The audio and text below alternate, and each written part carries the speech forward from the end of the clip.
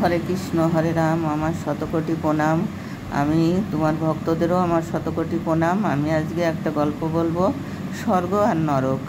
তাহলে যদি মানুষ এত অন্যায় করেও যদি শুধু রাধা কৃষ্ণ বলে, তাহলে যদি তার সব পাপ মুছে যায়, তাহলে এই স্বর্গ আর নরক কেন? এর মানে কি? স্বর্গ নরকের মানে কি? এটা আপনারা যদি জানেন তাহলে আমাকে কমেন্ট করে জানাবেন যে স্বর্গ মানে কি আর নরক মানে কি। কারণ যদি এত অন্যায় করছে মানুষ, এই মানুষদের তাহলে কি স্বর্গেই বাস যাবে? তাহলে আর যারা ভালো কর্ম করছে, ভালোভাবে থাকছে, যারা ভগবানের সেবা করছে, তারাও কি সেই পাপীদের সঙ্গে থাকতে হবে?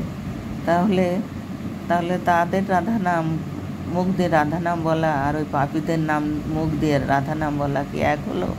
তা কোনোদিনও হয় না। তাই আমি বলছি যে আপনারা আমাকে একটু কমেন্ট করে জানাবেন যে এর মানে কি। আমি আজকে একটা গল্প বলবো আপনাদের, আমার গপু কথা চ্যানেলে। আপনারা এই গল্পটা শুনবেন আর একটা লাইক সাবস্ক্রাইব করে দেবেন। আমি বলছি, একটা লোক, সে সেন্ট্রালের সিআরপিতে চাকরি করে, বাস্তব সত্য কথা। আর তার মা আছে আর ছেলেটা। তখন চাকরি পাওয়ার পরে 2-1 বছর পরেই সে বিয়ে করে। তার মা বলে যে বাবা তুমি বিয়ে করো। তখন সে বিয়ে করে। বিয়ে করলে বউ রেখে সে আবার চাকরিতে চলে যায়। সেন্ট্রালের চাকরি তো 2 মাসের ছুটি থাকে আর একবার 15 দিনের ছুটি হয়। তাই ওই ছুটিতে আর কি আসে। তখন এসে ঘুরে যায়। এবার পরের বার যখন এসছে আর ওই চিঠি লেখে বউটা, তখন চিঠির জমানা। তখন বলছে, চিঠিতে লিখেছে, দেখো তুমি এবার আমাকে নিয়ে যাবে, আমি তোমার কাছে যেতে চাই, আমি এইখানে আমার ভালো লাগে না একা একা। তখন ছেলেটা ভেবেছে, যাই একবার, এখানে যখন সুযোগ আছে তাহলে একবার নিয়েই আসি।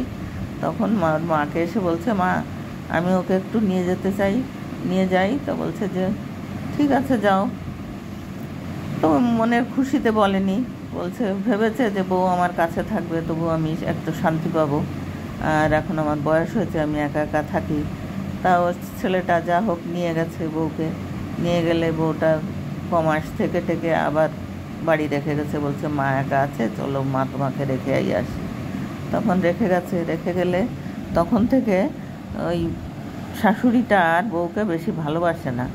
ভালো না বাসলে তখন ও ঝগড়াঝাটি হয় বউয়ের সঙ্গে, যে তুই আমার ছেলেকে বুদ্ধি দিয়ে তুই গেছিস ওখানে, এখন আমার ছেলে আগের মতো নেই, এইসব বলে আর কি, যা বলার আর কি, শাশুড়িরা যা বলে সেরকম বলে।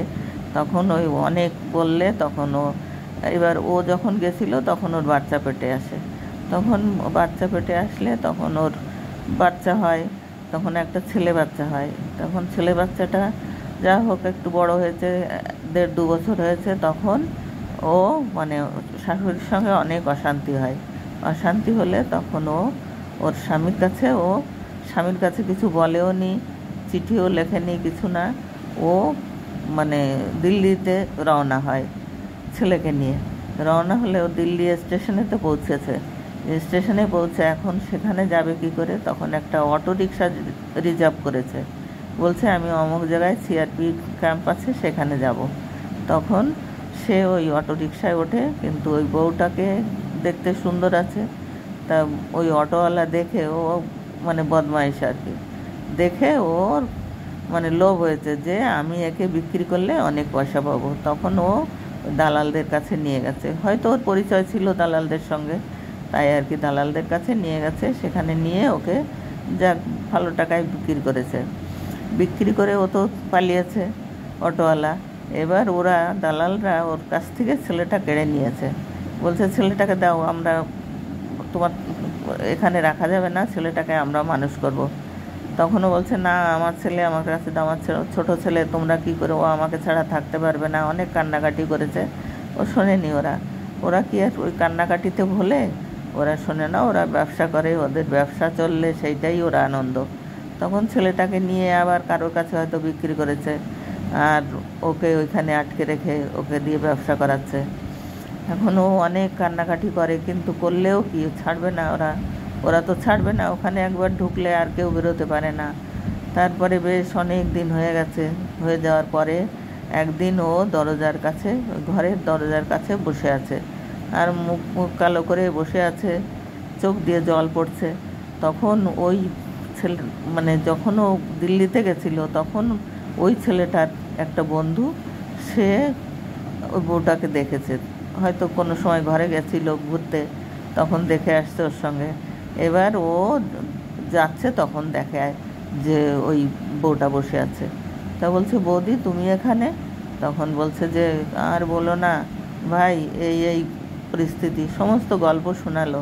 শোনানোর পরে বলল, তুমি আমাকে বাঁচাও, তোমার দাদাকে বলো আর তুমি আমাকে বাঁচাও। বলছে, ঠিক আছে বৌদি, তোমার কোনো চিন্তা নেই, আমি যাচ্ছি, সব ব্যবস্থা হবে, তুমি কিচ্ছু বলো না, আর তুমি কিছু বুঝতেও দিও না ওদের, তাহলে ওরা লুকিয়ে যাবে বা তোমাকেও অন্য কিছু করতে পারে। তখন বললো, ঠিক আছে। তখন এই কথা বললে তখন ও যে ওর স্বামীর কাছে যে বলল যে, দাদা এই ব্যাপার, বৌদিকে দেখে আসছি। বলছে, কোথায়? বলছে, ওই মানে ওইখানে আর কি, সেই যেখানে আর কি ওই যে খারাপ কাজ চলে, সোনাগাছি বলে আমাদের কলকাতায়, ওরকম আর কি দিল্লিতেও আছে, সেখানে আর কি। বলছে, তাই? বলছে, হ্যাঁ। তখন ও অফিসে গেল, অফিসে যেয়ে অফিসারের কাছে জানালে বলছে, ঠিক আছে। ওরা সমস্ত মানে পুলিশ, সিআরপি, আরও মানে অন্য ক্যাম্পের থেকেও নিয়ে আসছে কয়েক গাড়ি, নিয়ে এসে পুরো ওদের সেই বস্তি ঘিরে ফেলেছে। ঘিরে ফেলে মানে দালাল যেগুলো ছিল সেগুলোকে ধরেছে আগে, তারপরে বউটাকে মানে পেয়ে বউটাকে নিয়ে আসছে, আর দালালগুলোকে জেলে পুরে দিয়েছে, আচ্ছা করে পিটিয়ে তারপরে ভরে দিয়েছে। তখন মানে বউটা আর কি ওর স্বামীর পা ধরে অনেক কান্নাকাটি করছে, বলছে, তুমি আমাকে ক্ষমা করো, আর আমার ছেলেকে খুঁজে বের করো, আমার ছেলেকে নিয়ে গেছে ওরা, আমাকে আর দেয়নি, আমি সেই যে আমার কাছ থেকে নিয়ে গেছে আর আমি তাকে দেখিনি, কোথায় কি করেছে ওরা। তখন ওই দুটোকে আরও পিটাচ্ছে, বলছে যে, ছেলে কি করেছিস? বলছে, আমরা ছেলে কোথায় বল? বলছে, আমরা আর বলতে পারবো না, তাকেও আমরা বিক্রি করে দিয়েছি অন্য লোকের কাছে, তার সে কোথায় আছে আমরা জানি না। তখন তাকে তো আচ্ছা করে আরও সে দুটোকে পিটাচ্ছে, কিন্তু পিটালেও কিছু করার নেই, সে ছেলেকে তো আর পাবে না খুঁজে। তারপরে বউটা কি করবে? বলছে, আমি স্বামীর পা ধরে বলছে যে, আমি বড় অন্যায় করেছি, বড় ভুল করেছি, আমি মানে যাই হোক, শাশুড়ির কথা বলছে, মায়ের কথা শুনে আমি একটু রাগ হয়েছে আমার, উনি আমার সঙ্গে অনেক ঝগড়াঝাটি করতো, তাই আমার রাগ করে আমি চলে এসেছিলাম তোমার কাছে, কিন্তু আমি আসতে যে এত বড় বিপদ হলো আমার। তখন মানে কি করবে আর? বলছে, ঠিক আছে, তুমি অন্যায় করেছো, অন্যায় স্বীকার করেছো, ঠিক আছে, কিন্তু আমার ছেলে কোথায় পাবো? আমার ছেলে কই? আমার ছেলে তো আমার দরকার, আমার ছেলেকে ছাড়া তো আমি বাঁচবো না। তখন সে ছেলের জন্য অনেক খোঁজাখুঁজি করলো, কিন্তু ছেলেকে আর পেল না। তারপরে বউটাকে নিয়ে বাড়ি গেল, বাড়ি যেয়ে মানে মায়ের হাতে পায়ে ধরে তারপরে তো মায়ের কাছে রেখে আসলো, আর বললো, তুই আমার নাতি কোথায় কী করেছিস? তখন বলছে যে, মা আমাকে তুমি ক্ষমা করো, তোমার খারাপ লাগছে, আমি তো মা, আমার পেটে জন্ম হয়েছে, আমি তো সহ্য করতে পারছি না, আমি কি করব মা, আমি তাকে কোথায় পাবো?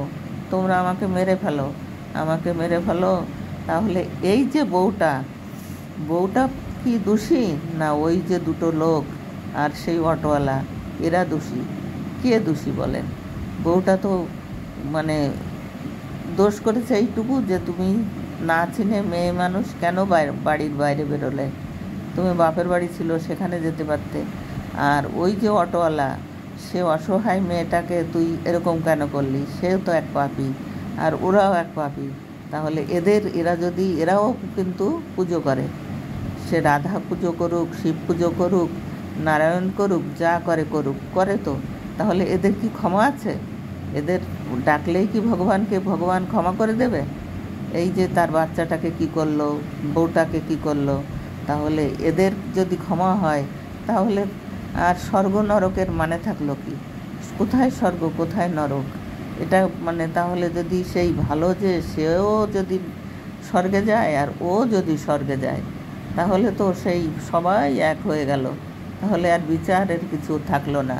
তাই কোনোদিনও হয় না, এটা কোনোদিনও হয় না যে ওই খারাপ কাজ করে ভগবানকে ডাকলে ভগবান তো বলেছে তোমার কর্মই শ্রেষ্ঠ, আমার কিছু করার নেই, তুমি যা কর্ম করবে তার ফল পাবে।